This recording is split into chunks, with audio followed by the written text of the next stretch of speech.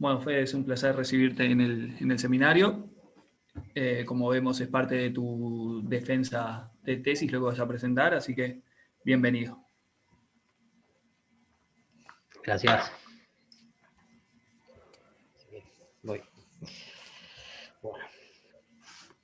Buenas tardes, un gusto. Como ya dijo Andrés, soy Federico Molina. Esto fue parte del trabajo de tesis de la maestría de Economía. Trabajo actualmente en el Instituto de Estadística en conjunto con Natalia y con Silvia Rodríguez en Serie de Tiempo.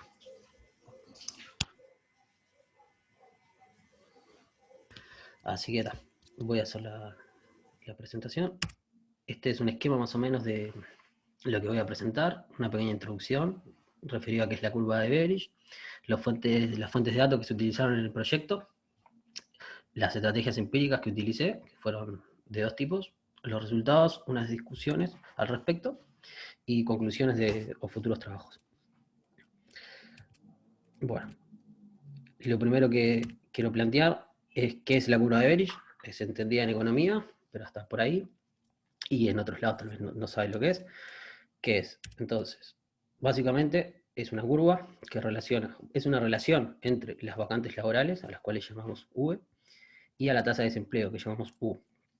Esa relación es negativa, como se muestra en la curva, y bueno, es el motivo de esta investigación para el Uruguay. Entonces, ¿por qué es relevante estudiar esta curva? ¿Por qué es relevante estudiar esta relación entre vacantes laborales y desempleo?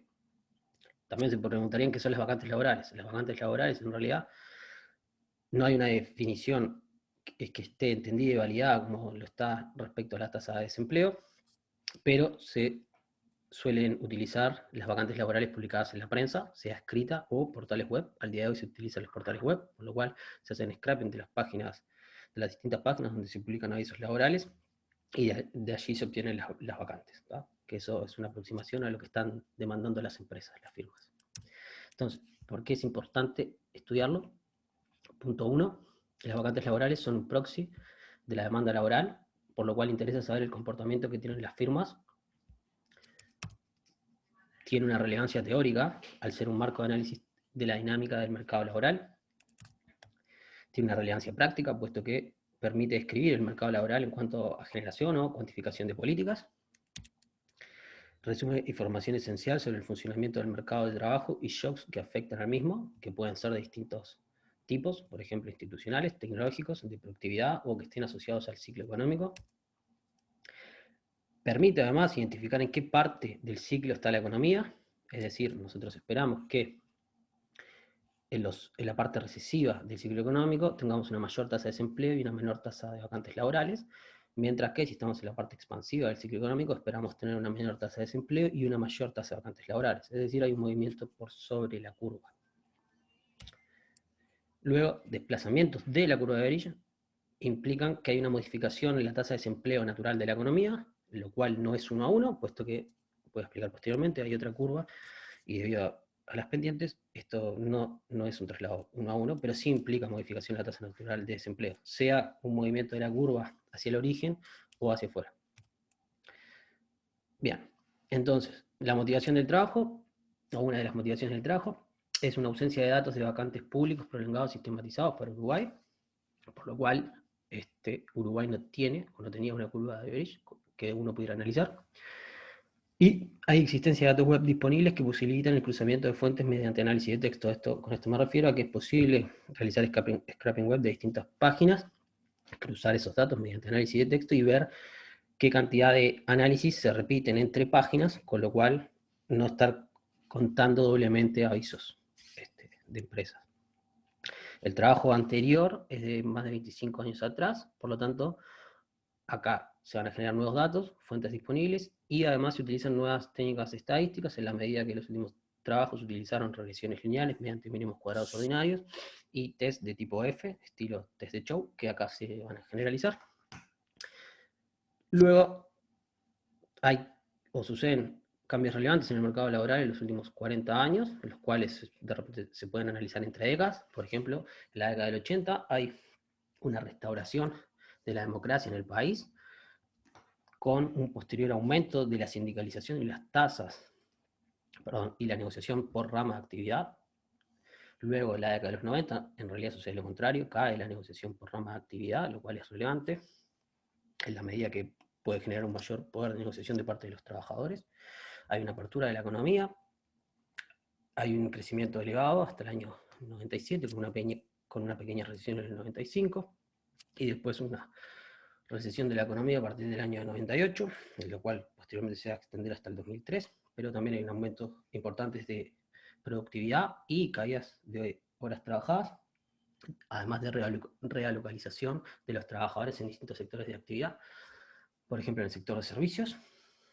Después tenemos la década de los 2000 con una crisis importante entre 2002 y 2003, posteriormente un periodo de crecimiento que se extiende hasta aproximadamente 2011 con una tasa de crecimiento en torno al 5,6% en promedio. Luego esa tasa de crecimiento se estabiliza en torno al 2-3%.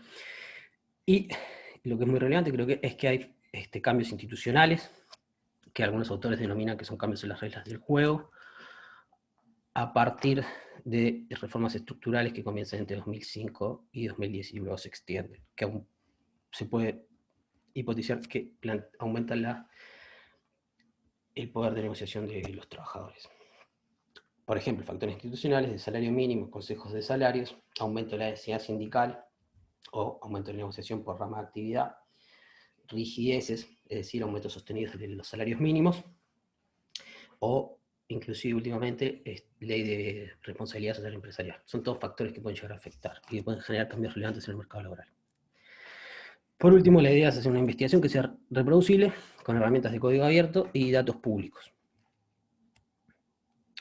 Bueno, la pregunta de investigación es si la curva de Bearish presenta cambios dependientes y o traslados paralelos en Uruguay entre 1980 y 2018.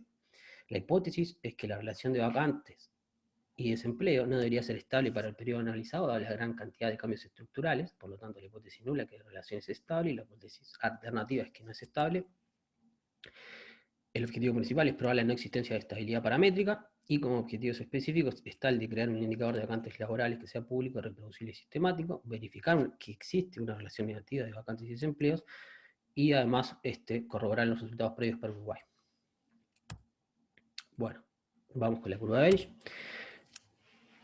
Bearish. Acá presento unos breves antecedentes para distintos países del mundo.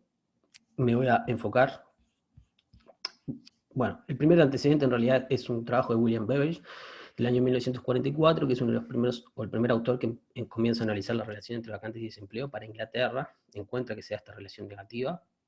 No lo plantea gráficamente, sino eso lo realizan Dix y Miró, que examinan la confiabilidad del indicador de forma cualitativa y utilizan la curva Beige para medir el exceso de demanda en el mercado laboral. Ellos tienen un enfoque keynesiano, plantean sus críticas a la utilización cuantitativa de las vacantes laborales, pero sí muestran que cualitativamente es confiable. Luego hay distintos trabajos, hay muchos trabajos en Inglaterra, puesto que Inglaterra gozaba de buenos datos de vacantes laborales, por eso es que se ven que hay bastantes trabajos en Inglaterra, los cuales algunos se enfocan en las modificaciones de las instituciones, como por ejemplo Nickel, en el cual plantea que la unión sindical y las protecciones en el empleo tienen un efecto significativo que puede generar movimientos de la curva. Bouvet plantea que rigidez en el mercado laboral, como aumento de salarios mínimos sostenidos y seguros de desempleo, son los que generan movimientos de la curva. Mientras Jovigin y Sahin plantean que hay una modificación en la composición de vacantes, lo cual termina disminuyendo la eficiencia del matching y la tasa de abandono. Hay mucho trabajo, pero por último me enfoco en los trabajos de Benatti y Lubick, quienes plantean una estrategia empírica de vectores autorregresivos con parámetros variables y volatilidad estocástica para Estados Unidos, en el cual encuentran que hay una variación en la pendiente de la curva. Posteriormente Lubick plantea que hay una caída cíclica de la productividad y la eficiencia del matching entre 1960 y 2014. Edsby et al. Luego, en un trabajo de resumen de distintos trabajos también, analizan nuevamente los datos de Estados Unidos y Europa y encuentran que son las modificaciones en los procesos de contratación, los cuales generan un efecto significativo sobre la curva. Y posteriormente Lubick, Matthews y Oums plantea nuevamente un vector autoregresivo con parámetros variables y no encuentran variaciones relevantes. Luego hay trabajos para Uruguay.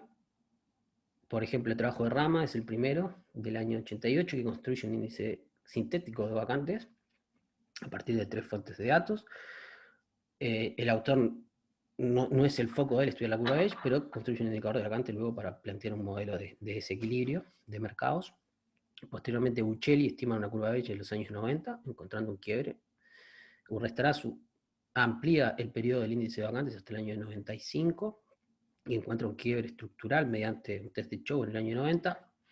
Y posteriormente, Espino y otros autores en el año 2011 recolectan datos en 3 meses del año, de las primeras 2 semanas, con lo cual encuentran que las vacantes laborales tienen un sesgo si se compara con los datos, sesgos hacia los puestos de baja calificación si se comparan con los datos de la encuesta continua de hogares.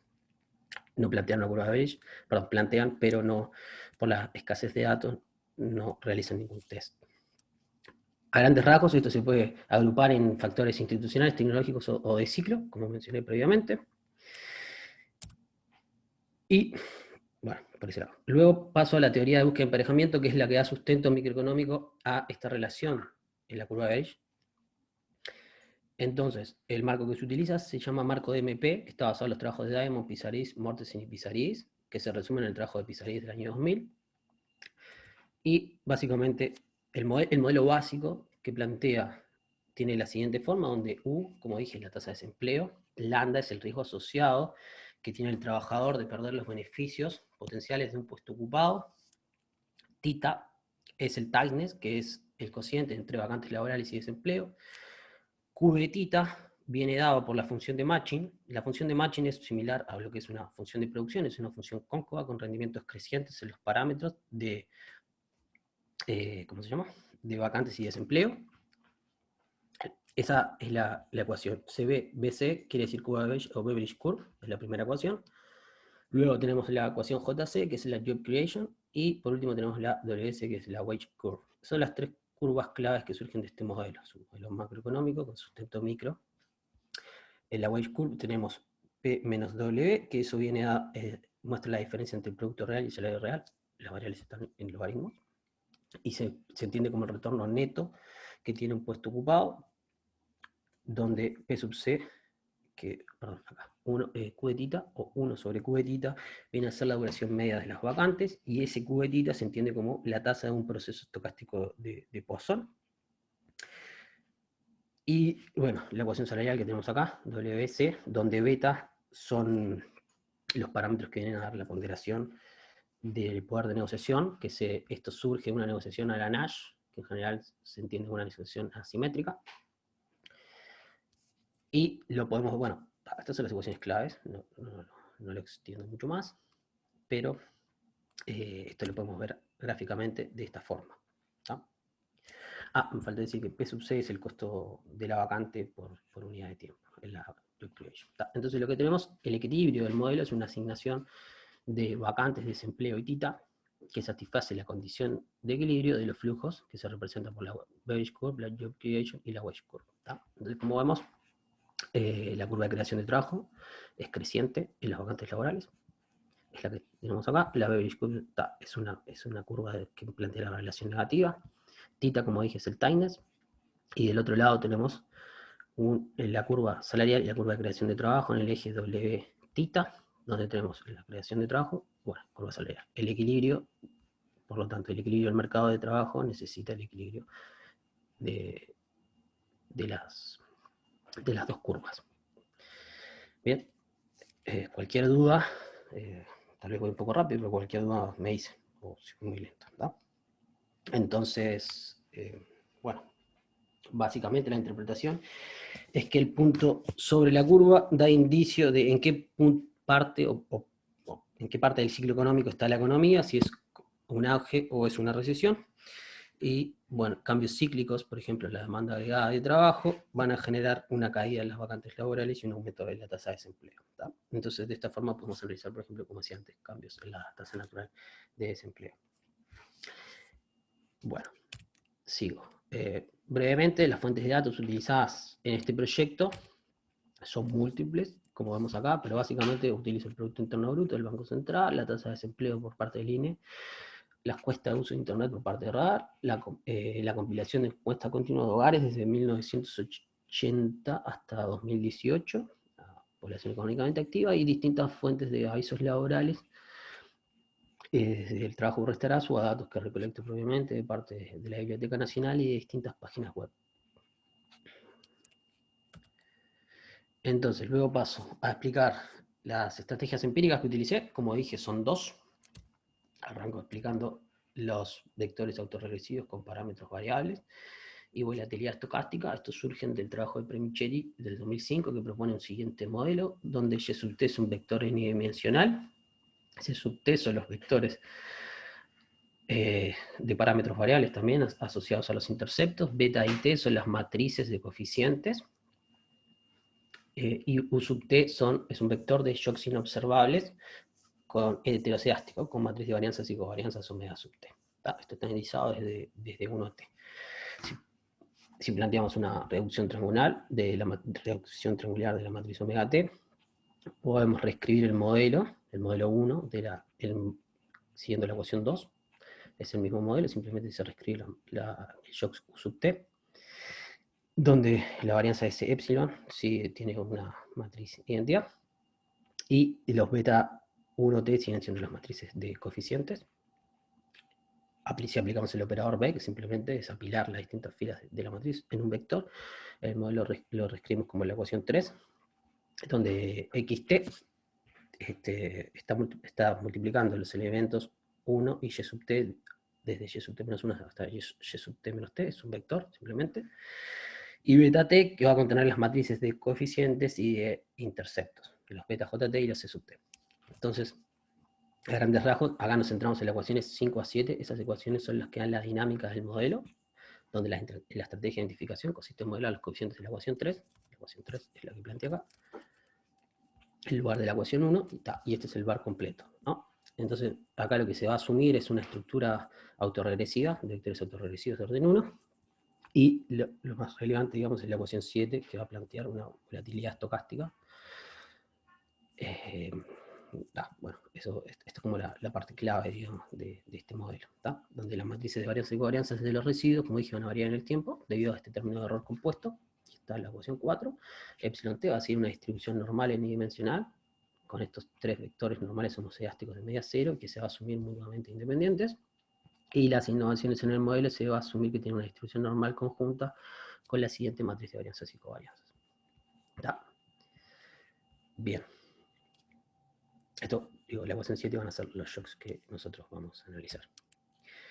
Por otro lado, se plantea la estrategia de quiebres estructurales, donde se plantea un vector y sub i, que va a depender de un vector x y t de variables explicativas, por un vector de coeficientes beta más u. ¿Tá? Entonces lo que se plantea simplemente en los quiebres estructurales es que hay un quiebre en un momento del tiempo, en un momento i sub 0, digamos, entonces vamos a tener una regresión b sub a, o vamos a tener un conjunto de parámetros b sub a y b sub b. Entonces i sub 0 es algún punto en el intervalo k, n menos k, ese es, digamos, es el quiebre estructural típico, ejemplo de TC Chow. Entonces lo que se va a hacer ahora es se va a utilizar una secuencia de estadísticos F para un quiebre en algún momento i, no, es decir, no se especifica el momento i sub 0, y se van a calcular los residuos de ese segmento U sub i, es decir, una regresión para cada submuestra, y se van a comparar con los residuos de un modelo sin quiebres. Entonces vamos a tener FI, va a ser ese test para cada punto.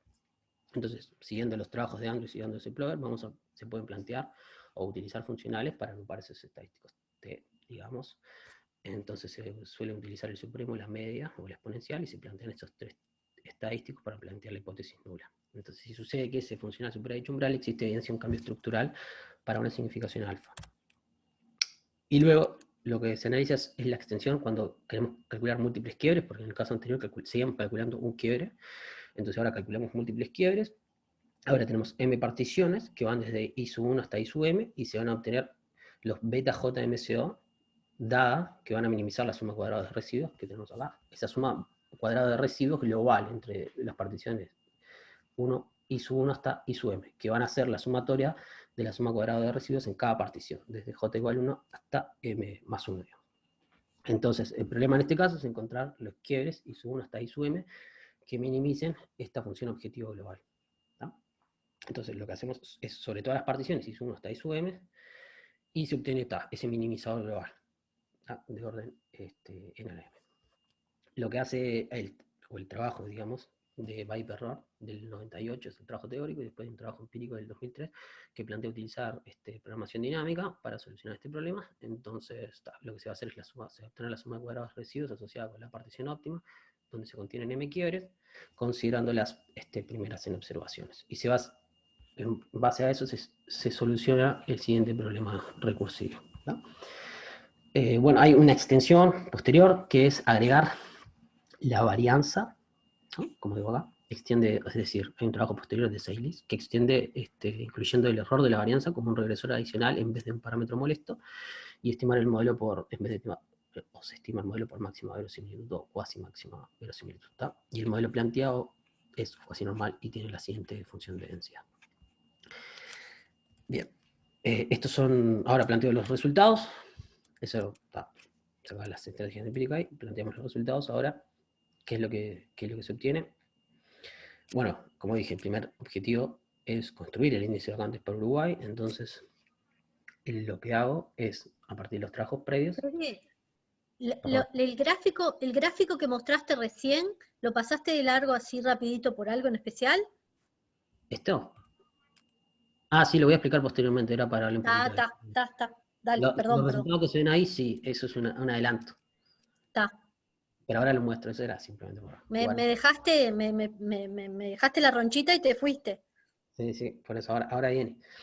Entonces está, la primera parte es a partir de los trabajos previos obtener las vacantes laborales. El problema que tuve ahí es que faltan datos, por un lado, o sea, es decir, los trabajos arrancan en el 80, pero desafortunadamente cuando fui a buscar los trabajos a biblioteca, los datos arrancan desde el 81. Entonces, 81.3, trimestre 3, entonces no tengo las bases, o sea, digamos, no tengo los momentos sub-0, entonces los tengo que obtener. A eso me refiero cuando digo que no se conozco a sub-0 ni la PEA en el momento 0, ni tengo los datos de 1980. Entonces, para obtener eso, lo que hago es obtener a sub-T en algún punto, lo obtengo en el 1995 Q4, trimestre 4, imputo la población económicamente activa hacia atrás, obtengo la PEA en el momento 0, luego simplemente despejo a sub-T de esta ecuación, obtengo la base que le llamo alfa, que es la sub-T sobre la PEA, imputo las vacantes hacia atrás y calculo la serie de avisos. O sea, ese sería como el primer paso. Luego genero una serie de esos, nueva de avisos laborales de Busco Jobs, y genero la serie de CompuTrabajo y luego uno las series, en conjunto también a la serie de Gallito. Eso como lo hago, bueno, por un lado scraping web de las distintas páginas, luego hago una imputación de datos, donde voy a usar el filtro de Kalman suavizado, y luego aplico técnica de text mining, que acabo de usar la similaridad del coseno para ver qué avisos o qué cantidad de avisos están repetidos entre páginas. Entonces, esto son las series de avisos laborales que tengo. UM, como ustedes ven que la línea punteada negra se refiere a la serie de Urrestarazu y Molina, es decir, es la unión de los avisos previos con los que yo obtuve desde el año 98 hasta el 2001 aproximadamente. Luego, la serie amarilla es una serie de vacantes de seres, es un índice de seres que está desestacionalizado, en realidad no explica la metodología, por lo cual tuve que hacer un trabajo para ver si esos datos eran, digamos, verídicos o a qué fuente de datos correspondían. La hipótesis era que esos datos debían corresponder a Gallito, puesto que es la serie más importante, pero a priori no lo sabía, entonces lo que tuve que contabilizar distintos puntos de gallitos para ver si eso era verdad, y que son los puntos grises que dicen gallito BN. Entonces ahí veo que sí, que en realidad, por más que pueda haber alguna pequeña diferencia por el proceso o por el filtro que desestacionaliza la serie, veo que se corresponden, al menos hasta el año 2012. Luego veo que hay una caída que no se explica, digamos, porque ya el volumen de diferencia entre avisos es muy grande. Es más, yo genero una serie de estacionalidad, digamos, para el periodo, bueno, imputando datos obviamente, y veo que este nivel no es explicable. Entonces lo que hago, tomo esa serie hasta el año 2011, que es hasta donde veo que la diferencia es baja y se puede explicar, digamos. Luego tengo las distintas series, como digo acá, Gallito es una serie que obtuve, que eso me lo dio el diario El País. En realidad me dio una base de datos a partir de la cual generé esta serie. Luego tengo los datos de CompuTrabajo, que esta serie la genero yo, y esta de BuscoJobs, que también. La genero a partir, digamos, del momento sub 0, que sería cuando arrancan a funcionar esas distintas páginas. Como ven, la línea roja arranca en 0 porque BuscoJobs en realidad comienza a funcionar en 2007 y CompuTrabajo alrededor del 2003. Entonces lo que tengo que hacer es estas 3 series, transformarlas a una serie, digamos, y el problema es cómo lo hago. Entonces acá uní las series. La serie de series y Restaurazzo y Molina, en realidad, por construcción las puedo unir, por construcción puedo unir la serie de Restaurazzo con la mía, con esos 3 años que genero, y luego para unirlo con series veo que en realidad no tengo diferencias relevantes, porque podría llegar a corregir esa serie, pero no es necesario, porque en realidad coinciden en los puntos, más allá que pueda haber alguna pequeña diferencia por el proceso de desestacionalización. Y luego, bueno, como dije, las series de... bien, hasta ahí voy. Ahora luego, ven que hay una diferencia de nivel entre la serie azul, que es UMCG, que eso sería Urrestarazu, Molina, Ceres y Gallito, y las series originales. Y esa diferencia se da porque, bueno, Gallito tiene, cuando uno compara los avisos laborales publicados en la prensa laboral y los avisos publicados en los portales web, hay una diferencia de nivel que explica esta diferencia. Yo eso lo calculo y por eso corrijo, digamos, la serie. Luego la serie que ustedes ven acá, que es Gallito, con esta UCMCG para el periodo hasta 2018. Esa sería la serie unida de todas, digamos. Pero esa diferencia de nivel que están viendo se explica por esa diferencia entre publicaciones en prensa laboral y publicaciones entre empresas web. Y luego tenemos el índice de avisos, que es la línea punteada, y el índice de vacantes, que la diferencia es que está normalizado por la población económicamente activa. Vemos que la serie se conmueve, hay una pequeña diferencia, pero más o menos sigue el mismo movimiento. Bien, hasta ahí es la serie de vacantes.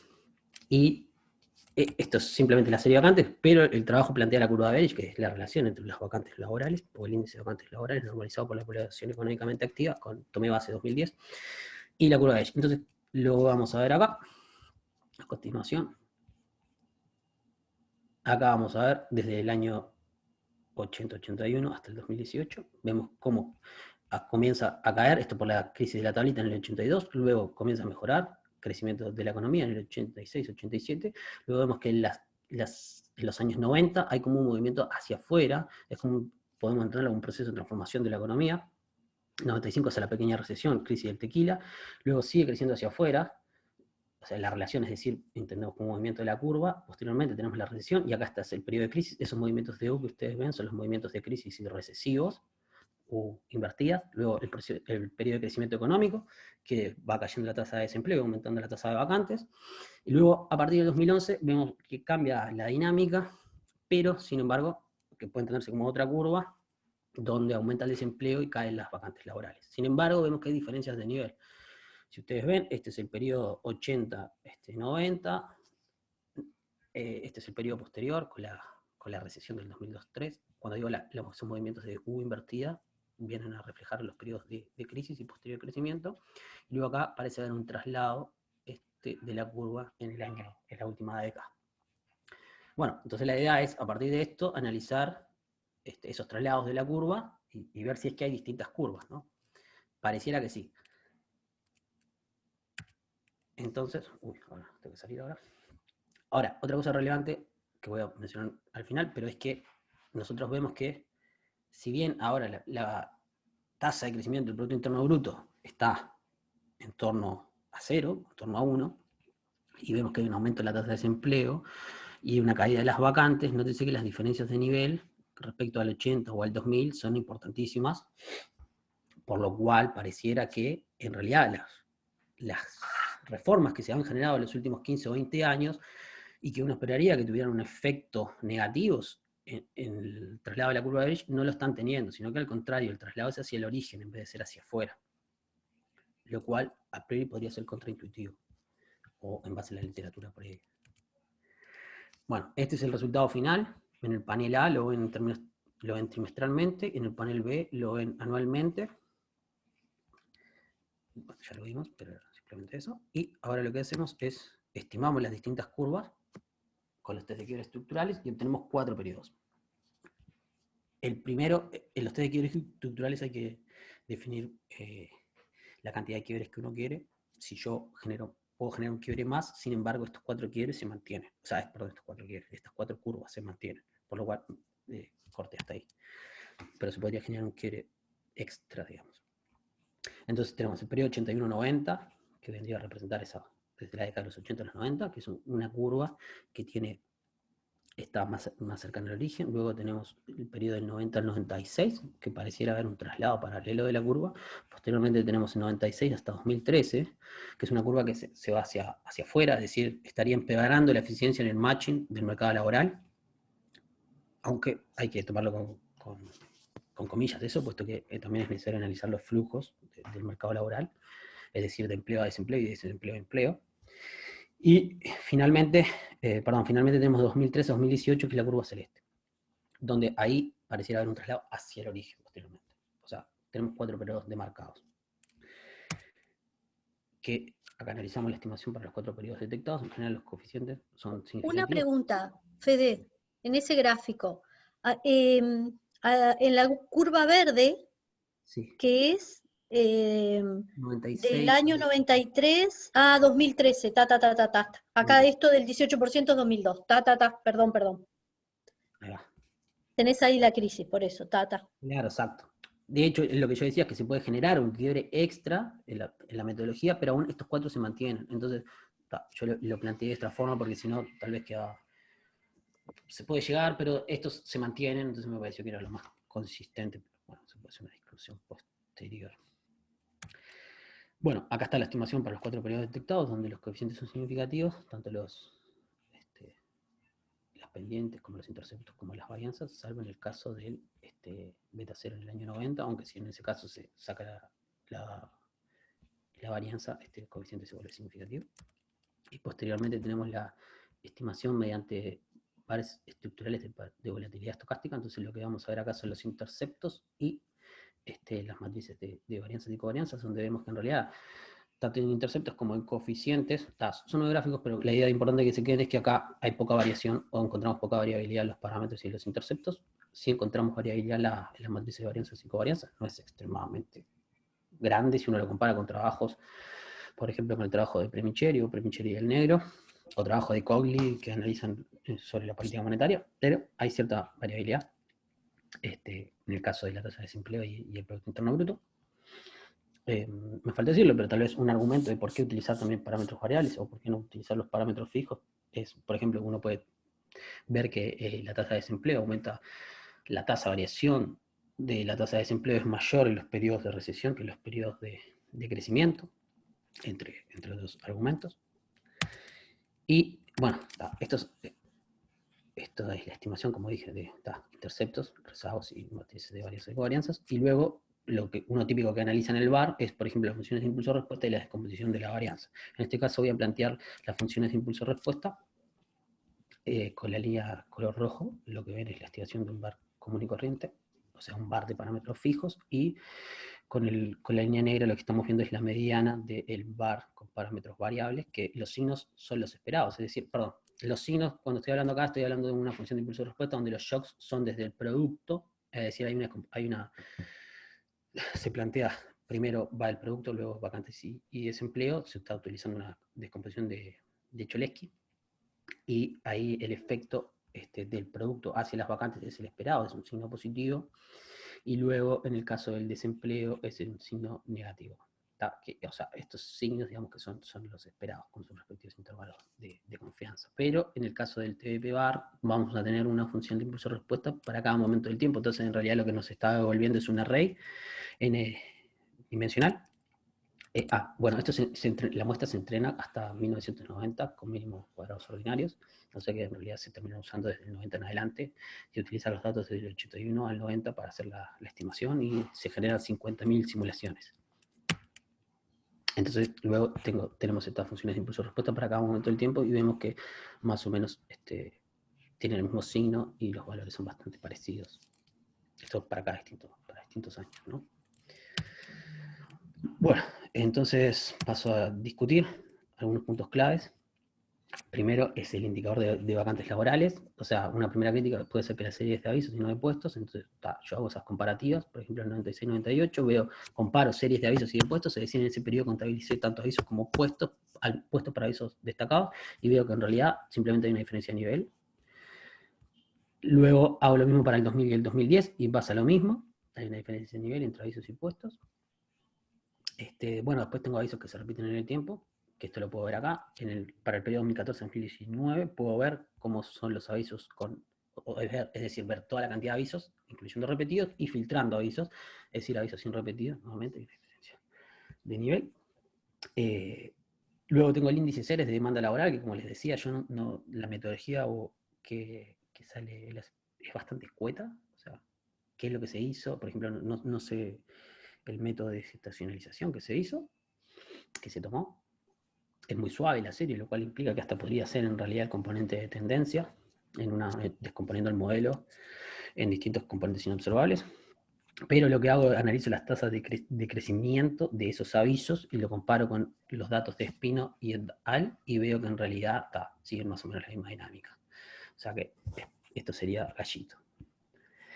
Y luego veo que estos avisos son para Montevideo, por más que Rama utilizó algunos avisos no de Montevideo. Yo veo que cuando analizo, por ejemplo, busco jobs, CompuTrabajo y Gallito, en el caso de busco jobs y CompuTrabajo, los avisos más del 80% son de Montevideo, y en el caso de Gallito, aproximadamente un 95% de avisos son de Montevideo. El resto son de algunos departamentos, pero bastante pocos. Entonces, yo no corregí esto porque los trabajos previos no lo corregían, entonces quise mantener la misma estructura, pero hay un pequeño sesgo desde que hay, o sea, de avisos de otros departamentos. Bien. Y por último, lo que quería decir es que hay sesgos la serie de vacantes tiene sesgos hacia puestos de baja calificación e informalidad. Y lo otro que encontré es que hay una relación positiva, o sea, positiva negativa con el PBI, es decir, que va a cambiar a partir del año 2013. Cambia la relación de vacantes con el PBI, lo cual es un poco llamativo, pero y da para seguir estudiando esa parte, ¿está? Bueno, por último, estas estimaciones, los quiebres del 90 se pueden explicar por factores institucionales, como de Alfiguera y Gerber, es decir, factores institucionales de cambios en el mercado laboral, por ejemplo, el aumento de los sindicatos y la negociación por rama de actividad. También hay un desplazamiento de la fuerza laboral. Les quiebra hacia afuera del año 96, por ejemplo, podemos verlo como también factores institucionales, es decir, aumento o caída de los poderes de negociación y afiliados, el aumento de la productividad y la caída de las horas trabajadas, una recomposición o realocación de los puestos trabajados en el mercado de trabajo, donde se van hacia el sector servicios, que tiene mayor informalidad en general, en promedio. Y luego tenemos el quiebre hacia el origen en el año 2013, donde puede plantearse como un cambio en las reglas del juego, un aumento sostenido del salario mínimo, que a partir del año 2002 empieza a ser restrictivo o binding, lo cual puede generar distintas fricciones. Puede haber un menor dinamismo en los flujos laborales, puede aumentar la intensidad de búsqueda por parte de las empresas, o lo que puede ser muy relevante también, es que los procesos de contratación pueden ser más eficientes, especialmente con estas nuevas tecnologías, ¿no? Por ejemplo, mercados laborales que pueden facilitar el match entre trabajador y empresa. Entonces, como conclusiones y trabajo futuro, tengo que se sistematizó y se creó una base de datos de avisos laborales en Uruguay, la cual existía. El trabajo permite extender los periodos de análisis y se genera una herramienta clave para la política económica. ¿Por qué digo que es importante para la política económica? Porque podemos ver que hay una fuerte caída de la demanda laboral que se puede aproximar por las vacantes. Observamos un traslado hacia el origen, lo cual estaría implicando, o abre la pregunta si es que tenemos un mercado laboral más eficiente. El traslado hacia el origen de la curva de Beige implicaría una tasa natural de desempleo menor. Los aumentos recientes del desempleo, al movernos sobre la curva, porque tendríamos una nueva curva y nos estamos moviendo sobre la curva, estarían o se podrían explicar por factores cíclicos en vez de factores estructurales. Y las reformas institucionales de los últimos 15 años no estarían generando traslados de la curva de Bell hacia afuera, lo cual implicaría un mercado, o que podría llegar a implicar un mercado laboral menos eficiente, sino lo contrario. Por último, es posible analizar incluso el efecto de políticas laborales en la curva de Beveridge. Por ejemplo, hay casos interesantes en Australia para los años 90 y 2000. Y es posible analizar el mismatch entre las habilidades requeridas y las solicitadas por partes de las firmas. Vemos que hay una caída relevante entre el año 82 y el 2002 en las vacantes, y la única forma en que la economía soporte tal nivel de caída de la demanda laboral es que el match en el mercado laboral haya aumentado. Es decir, a esto me refiero que la caída que estamos observando el día de hoy es similar a la caída que se ve en las crisis previas. Sin embargo, el efecto sobre la tasa de desempleo es totalmente menor. Es decir, en otros casos la tasa de desempleo llega al 20%, el día de hoy llega al 10%. Eso es llamativo, digamos, y estaría indicando que tal vez el mercado laboral es más eficiente el día de hoy, dado tal vez estos últimos conjuntos de políticas que se han generado. Bueno, en cuanto a 4 quiebres estructurales que tienen sustento en las transformaciones de la economía, se plantea este vector de autorregresivo con parámetros variables, donde encuentra que las constantes y los rezados no van a mostrar variación en la media, pero sí en las matrices de varianzas y covarianzas. Y eso se encuentra en torno al periodo de cambio, o sea, ese periodo de cambio coincide con la crisis del 2002. Y las funciones de impulso de respuesta, que van a ser estos shocks de productividad de producto de las distintas variables, van a generar efectos de signo opuesto, lo cual es esperable, sobre las vacantes y el desempleo. Bueno, y como mencioné, factores relevantes en esta curva de H pueden ser los tecnológicos, como los portales web, la intensidad de búsqueda por parte de las firmas, o factores institucionales y de ciclo económico. Para el trabajo futuro es identificar, yo no lo identifico en este trabajo, pero es identificar las causas que están detrás de los traslados de la curva de Beveridge, para identificar si es que hay verídica, esta mejora la eficiencia del mercado laboral, estimar la curva Job Creation para encontrar el equilibrio del mercado natural, o sea, perdón, del mercado laboral, encontrar el equilibrio entre vacantes y desempleo, y de esta forma se obtiene la tasa natural de desempleo, al menos en un modelo básico de búsqueda de emparejamiento. Y es posible perfeccionar el indicador de vacantes con nuevas fuentes de información o mejora de datos previos y generar un indicador de frecuencia mensual. En estos casos yo trabajo con series trimestrales porque las series del 95 para atrás son trimestrales, aunque al día de hoy yo podría generarla hasta de forma diaria porque saco los datos de los portales laborales, ¿no? Y lo que sí también sería interesante es que en el análisis del TBP-VAR es posible cambiar los prices y analizar los efectos y probar o combinar diferentes restricciones de identificación también. De hecho, hay un paper bastante interesante del año 2016 que plantea una illicit price, que en ese trabajo se encuentra también que el TBP-VAR a veces se puede encontrar que muestra poca variabilidad, y plantean el porqué y unas posibles mejoras. Bueno, obviamente, al tener una serie de vacantes laborales se puede plantear un modelo de equilibrio general estocástico. Y bueno, calcular el ciclo de la serie de vacantes se podría intentar buscar, ver el ciclo, digamos, de la variable, que sería un componente inobservable, aplicando el filtro de Hamilton y hacer un análisis conjunto con el PBI y el desempleo también en el dominio de las frecuencias para analizar en qué etapa del ciclo económico se encuentra la demanda laboral. O bueno, también se podrían utilizar variables, y ahí se vendría tiempo y frecuencia. Y bien, entonces, bueno, muchas gracias. Cualquier pregunta o duda, me pueden encontrar en Twitter, en Git o en el correo. Bueno, Fede, muchísimas gracias por la presentación. La verdad que excelente trabajo. Y bueno, como dice ahí, abrimos a las preguntas que tienen. Me anoto. Dale. Poné el gráfico en donde encontraste los quiebres, Fede. En donde ponés los gráficos de la curva para 3 periodos.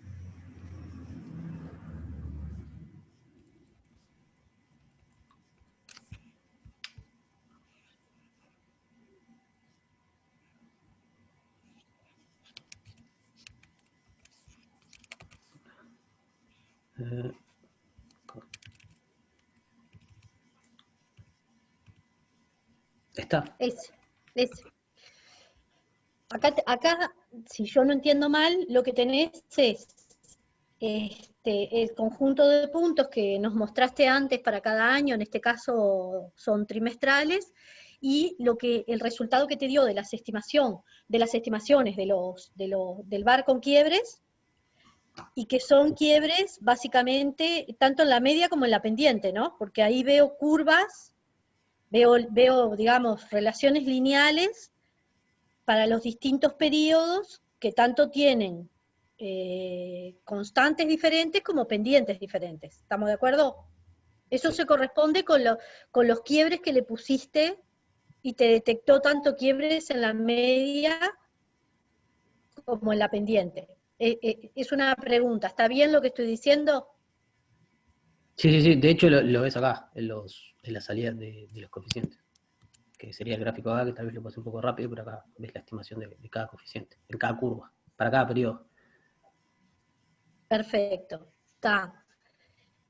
Y lo que te quiero preguntar es lo siguiente. Vos acá mezclaste dos cosas bien interesantes, y una es, por un lado, eso que está representado allí son de todas maneras en cada periodo un VAR con parámetros variables, ¿no? Cada una de esas rectas que dibujaste, ¿no? No. La verde, la naranja, o No, son no. con parámetros fijos. Cada una de estas tienen parámetros variables. No. Esta parte de acá, son los test de quiebres estructurales siguiendo las metodologías de Viper-Ron. Sí, eso significa que a vos te dio diferentes estimas. Lo que te da Viper-Ron son las fechas, ¿no? Las fechas de estos quiebres. Y lo que vos construiste fue, para cada periodo de tiempo, cómo sería la relación lineal en las fechas en las que los quiebres se dieron. ¿Sí? Sí, restimo para cada periodo. Bien. En cada una de estas curvas que tenemos acá dibujadas, o cada una de estas rectas que tenemos dibujadas, ¿los parámetros son fijos o son variables? No, son fijos. Ta. No, porque por eso digo, esta parte, por eso que son dos metodologías, digamos que una de las recomendaciones fue que hicieran dos trabajos, una con cada una, y hasta acá va quiebres estructurales con esa metodología, y acá arranca la otra, digamos. O sea, acá esta es la otra metodología. Perfecto, perfecto. Porque lo que yo te iba a preguntar es lo siguiente. A ver, son dos trabajos distintos, pero uno tiene que decidir, porque cuando vos definís que hay un quiebre estructural o que lo que hay es un deslizamiento de los parámetros, son dos alternativas diferentes de decir, de alguna manera, cómo modelizás vos lo que ocurrió en ese mercado de trabajo. Una cosa es si hubieron pequeñas variaciones que se fueron deslizando lentamente y te fueron llevando a estos distintos niveles, o si se dieron movimientos bruscos de un periodo a otro que generan nuevas especificaciones, ¿no? Son como las dos formas de arribar los dos caminos. No son, o es uno o es otro. Uno de alguna manera representa mejor lo que ocurrió que el otro. No llegás a lo mismo. ¿Cómo se dio el quiebre? Se dio se disparó, pum, y te pasaste de una curva a la otra, que es lo que dice este gráfico, o en el caso de los parámetros variables, lo que hizo fue lo que uno representa cuando elige los parámetros variables es un deslizamiento lento, y no un quiebre, un deslizamiento lento. Son dos alternativas diferentes, digamos, de representar los cambios institucionales. Quiebres continuos, digamos, mediante procesos autorregresivos de orden 1. Exacto, es una cosa que se va modificando lentamente, y en el caso de Viper-Ron, que es lo que estás encontrando acá, son no modificaciones lentas, sino modificaciones importantes que se dan de una, ¿no? Porque vos no tenés una transición desde una línea a la otra. Lo que haces es, pum, cambiás a otro parámetro. Sí. Tanto en pendiente como en constante. Entonces, en ese sentido, por eso en realidad la pregunta original era que si lo habías hecho conjuntamente, no entendía muy bien cómo lo diferenciabas, pero lo hiciste separadamente. Y la parte de los parámetros variables en realidad te dieron que varía muy poquito, se mueve muy poquitito, ¿no? Ese otro gráfico que mostraste. Exacto, exacto, exacto. De hecho, el coeficiente... ¿Y se pueden cómo hacer... y cómo se compatibiliza? O sea, tal vez un paso extra es plantear unos test que plantean Stock y Watson, en dos papers, uno en el 96 y el 98, que es para Sí, los sí, parámetros VAR. Y este sí, resultado en realidad se complementa en parte porque es uno de los trabajos que yo cito, es uno de Lubick y Matthews, que utiliza la misma metodología, encontrando movimientos sobre la curva, pero no cambios. Pero ellos plantean un proceso, o sea, simulan y plantean un proceso que tiene quiebres y encuentran que usando esta misma metodología no son capaces de identificar esos quiebres. O sea, es como una crítica a la metodología, digamos, y es por eso que plantean un método alternativo en el cual lo llaman Illicit Priors, que es basado en un análisis de Predictive Priors, digamos, que eso sería como trabajo futuro que yo planteé por ese lado. No sé si eso responde, pero es como una parte del argumento de por qué también dos metodologías, porque de repente, claro, obviamente están dando resultados que, o sea, estoy encontrando quiebres que no los estoy encontrando desde las dos metodologías de la misma forma, no son la misma, ¿no? Igual, no son, las metodologías son diferentes. Entonces está. no, está bien, está bien. Eso está claro que son diferentes. Lo que yo me imagino es que si vos encontrás, sos capaz de detectar quiebres por una metodología, en el caso de los parámetros variables, no de la varianza, sino de la parte de la media, digamos, esos parámetros deberían moverse en algo, porque es raro que vos no encuentres parámetros variables que se muevan y sí encuentres quiebres cuando aplicás Viper-RON. Algo ahí. Yo me acuerdo que la otra vez habíamos discutido que vos lo que habías encontrado, que es lo último que se ve más abajo, sí claramente a través de la modelización de parámetros variables, mucho más modificaciones en la varianza. Los parámetros que están dibujados en el último grafiquito de este set, ahí se veían. Mayores, bueno, sí, un poquito más, digamos.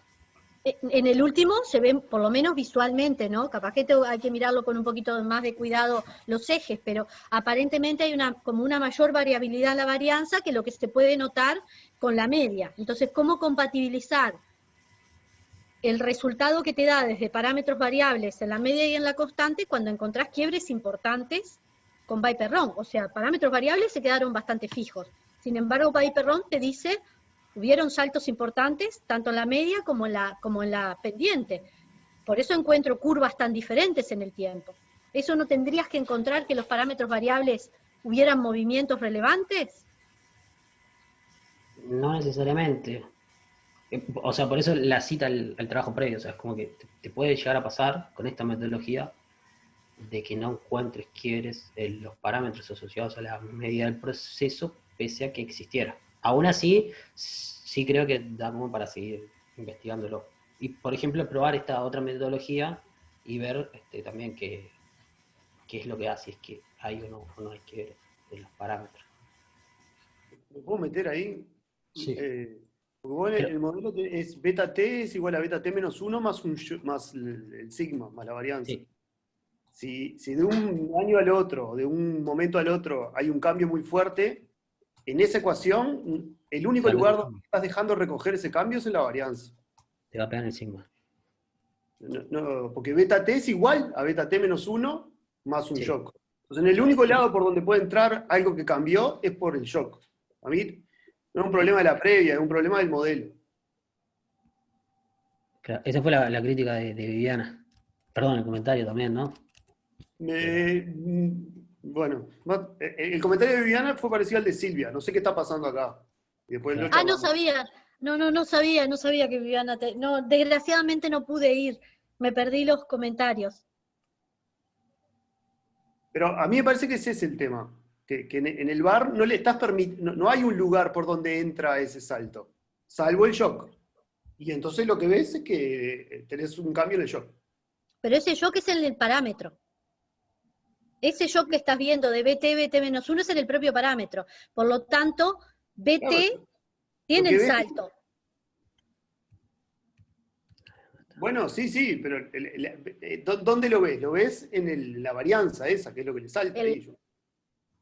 lo ves en la varianza, pero lo ves en el cambio del parámetro, porque el beta es el parámetro que varía. Cuando tiene un shock y beta pasa a ser muy distinto, beta T-1 es muy distinto a beta T, eso lo tenés que detectar en este grafiquito que lo tenés allí dibujado en los primeros 6 gráficos del cuadrante. Eso lo tendrías que poder detectar, si es muy diferente. Es un shock, pero un shock del parámetro, no es un shock de la variable que estás explicando. Es el shock correspondiente al parámetro que dejaste variar. Sí, que es el que saltó abajo, supongo. Yo no estoy... Claro, supongo que debe haber saltado. Si hay un quiebre, tendría que haber saltado. No, a mí me parece, mirá que a mí me encanta lo que me estoy como preguntando junto con Federico, no sé, porque me acuerdo que cuando conversamos él me había dicho esto, bueno, yo estoy detectando en realidad como la mayor variabilidad la encuentro en la varianza, y no lo veo en los parámetros, que es lo que está dibujado acá en los primeros 6 gráficos. Y eso tendría que ser intuitivamente, lo estoy diciendo intuitivamente, por eso Federico me mandó a leer otros artículos, me parece bien, intuitivamente lo encontraría que no podría, te sería mucho más difícil encontrar quiebres o los gráficos, digamos, resultantes de los quiebres que encontró, no tendrían que ser tan diferentes unos de otros. Parecen muy pronunciados los quiebres en cada periodo. ¿Por qué? A ver, decime, Fede, ¿qué estás pensando? No, digo que... Dibujo de los quiebres, a ver. ¿Cómo? Pon el dibujo de los quiebres. Mientras hablaba, digo. No, yo decía que, o sea, hay una parte donde explico más o menos que, bueno, a ver, son dos metodologías distintas, ¿no? No tienen por qué, a ver, si bien, si estoy encontrando quiebres importantes en los parámetros de una forma, tal vez esperaría encontrar los quiebres en el otro proceso, o sea, en varianza, o sea, en rezagos o coeficientes. Pero en un lado voy a buscar quiebres discretos, y en el otro lado estoy planteando un proceso regresivo alguno, o sea, los movimientos, digamos, las variaciones, la dinámica de cada componente, tampoco es que tengan que dar iguales. Aún así, es como una crítica en realidad a la metodología también, en el sentido de que, o sea, le estoy recogiendo las variaciones esas en la varianza, y son bastante menos. Digo, es un resultado que se encuentra en los trabajos previos. Tal vez. O sea, yo en parte por eso también planteo dos metodologías. O sea, utilizo dos metodologías. Me podría haber quedado solo con una. A mí me parece bien ¿Qué tan interesante diferentes son que los hayas hecho esta coeficientes? prueba. ¿Cómo dijiste, Nacho? ¿Qué tan diferentes son los coeficientes? Bueno, eso es lo que yo creo que tendrías que encontrar. No quiebres de nuevo en el parámetro variable. En el parámetro variable no vas a encontrar quiebres, porque se supone que justamente le das toda la flexibilidad y la adaptabilidad para que no encuentres los quiebres. Pero sí tendrías que ser más rugosos, digamos.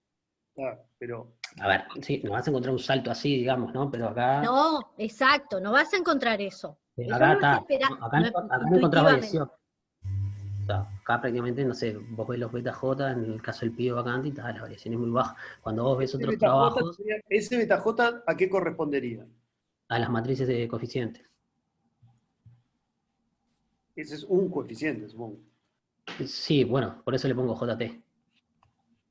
Por eso, ¿a cuál correspondería? Esto es para vacantes.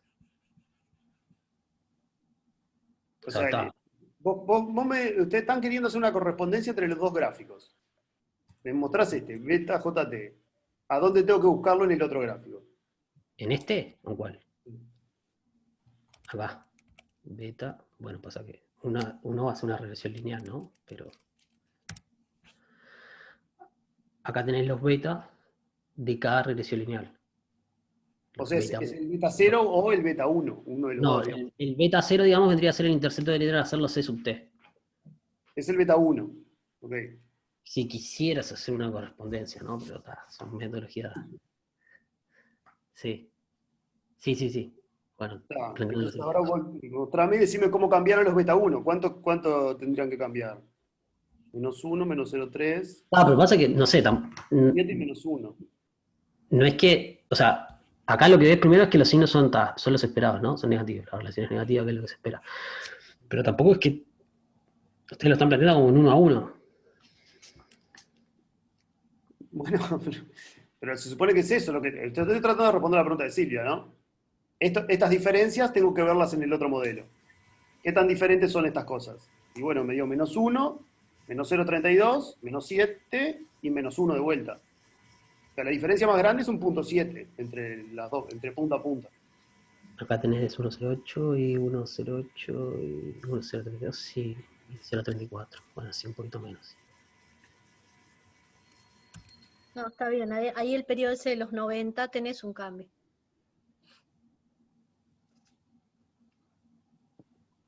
Sí, no sé. No sé si lo vería, digamos, ¿no? Este dibujo está muy, esto que estás mostrando ahora está dominado por la variabilidad, que en el otro caso no la ves.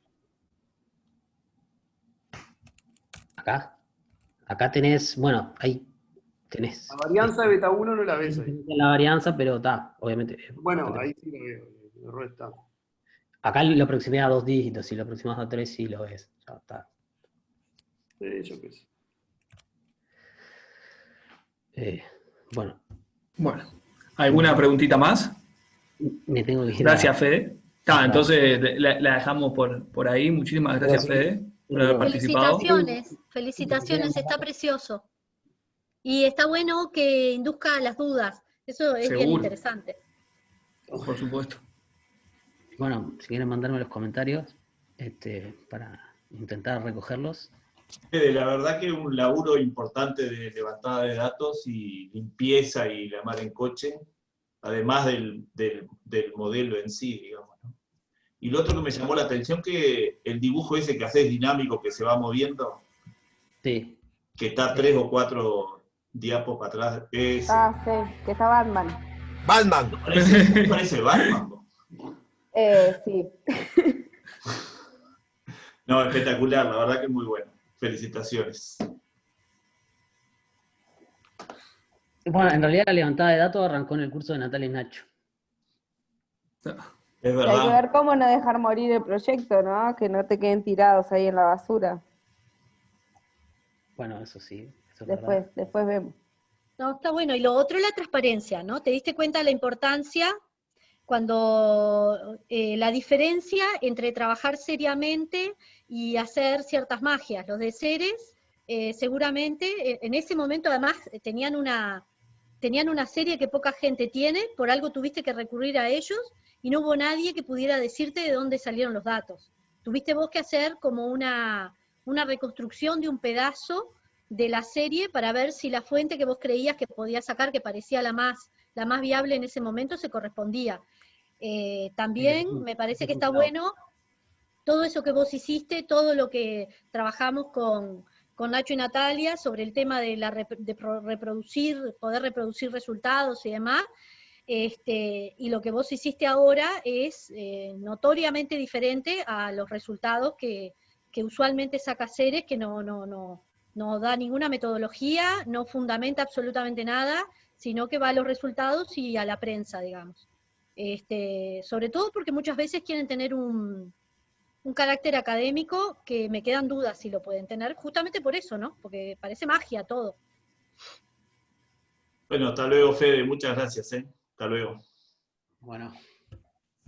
Chao. Bueno, en la próxima recibimos a Lucía Rosich, así que nos vemos el miércoles que viene. Buenísimo, buenísimo. Bueno. Muchas gracias, Fede. Que pasen bien. Gracias a todos. Hasta luego.